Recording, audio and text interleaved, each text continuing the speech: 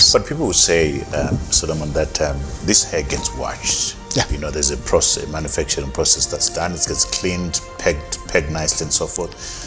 Does your point still stand? Yes, it does. You've been going on now for some time. Yes. About 5 years now. 5 years now, that black women should appreciate their hair and wear their hair and not buy wigs. Why? Thank you for this opportunity to explain myself. How this started, Trevor, was I was walking in town and I saw our ladies slapping their scalps and scratching and so on. And I observed that other races don't do that. The whites don't do that. The Chinese don't do that. The Indians don't do that. So I asked the girls in my office, what is it? What is happening? And they said, oh, doctor, it's the weaves. They're itchy. I said, okay, educate me. What are these weaves? They said, well, there's 100% human hair, which is Indian, Brazilian, Peruvian, etc., which is quite expensive. And then there's the cheaper stuff, the synthetic fibers made by the Chinese and the Koreans. Now, I traveled to all these countries several times. You know, Korea, China, India, Brazil. So when I was in India, that's when I discovered that if we are family and we lose a member of the family, all the ladies in the family go to the temple where they worship. And they have all their hair shaven off. That hair is a sacrifice to their gods. What hit me personally was I saw those homeless, very poor people, their hair was being shaved off. I saw people I thought were sickly, maybe they had TB or something, their hair was being shaven off. Then, I don't know, some people maybe had sores on their scalp because as they were being shaven off, they were bleeding. So I said to myself, what is this? How did we, black people, end up in this space where we buy this, we actually pay US dollars for this? Now, to make it worse, when the hair is cut off, it falls on the floor. Then you get people, putting little hips and so on. And then they were sorting it out. They were removing worms, they were removing lice. That day, I said to myself, no, there's something not right with us paying for this. Now I was flying back and to be more beautiful, you must wear this thing. I said, well, if we go to a restaurant and we have expensive food and we're eating the food, we find human hair in there, we won't take it, it's contaminated. And if you and I go to Nyari's mother and said, oh, Mama Zara, we're here, we'd like to shave each other's hair, can we do it in your kitchen? She'll say, oh, no, because the hair once shaved off is dirt, you throw it away. So gentlemen, do it outside and don't bring the hair into my house. But people would say, Solomon, that this hair gets washed. Yeah. You know, there's a process, manufacturing process that's done. It gets cleaned, pegged nicely, and so forth. Does your point still stand? Yes, it does. I was speaking to a trichologist, somebody specializing, he's got a doctorate in hair and so on. Hair does not die. It's alive. Okay. So somebody commits a crime here and they leave a piece of hair. Even 25 years later, we can catch them because of DNA in the hair.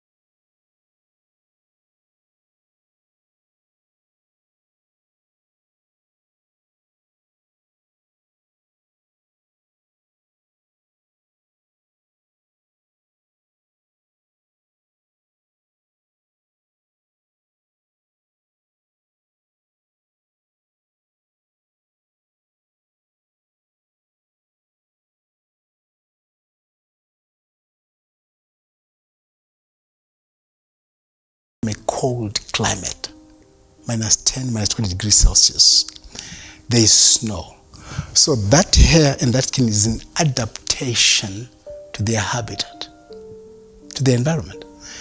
So that's why when white people come to this part of the world, because of the sun, they get skin cancers because they don't have pigment. This pigment is worth more than gold. And that is why albinos also get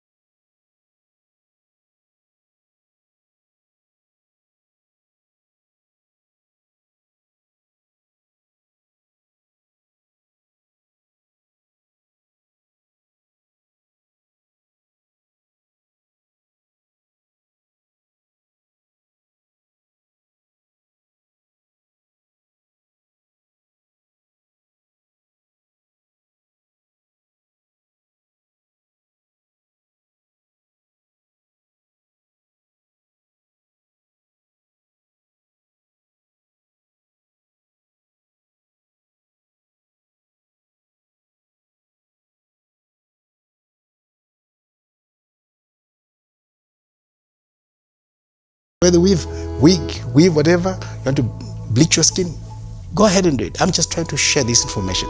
And there's another point, Trevor, the effect on the black child. I was invited as a guest speaker at NASH, National Association of the School Headmasters in Trollbäcken in 2015.